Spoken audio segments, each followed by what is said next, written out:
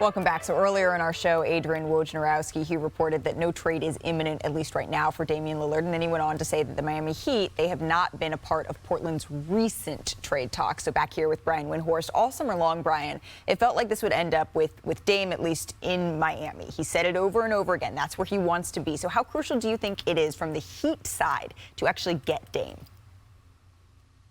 Yeah, this is one thing I think maybe has been miscast from the start. I don't think the Heat are desperate at all to trade for Damian Lillard. I think they want to trade for him, but I don't think that it's something that, if they don't get it done, wrecks their season. They were in the finals last year. They have young players that are getting better.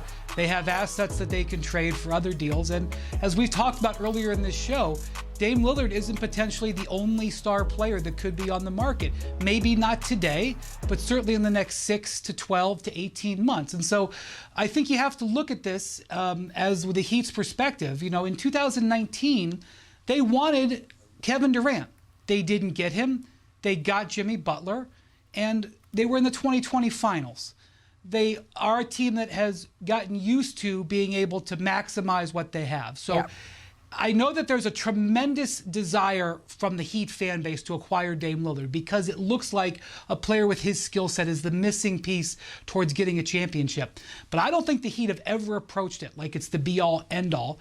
And I think you should look at it going forward as they look at these negotiations. And like Woj reported, I have heard the same thing.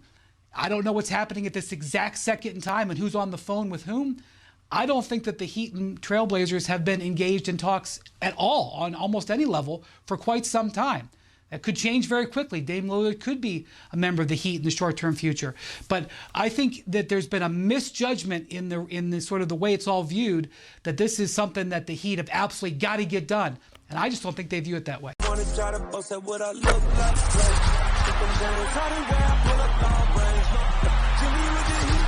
fire. It's 88 on the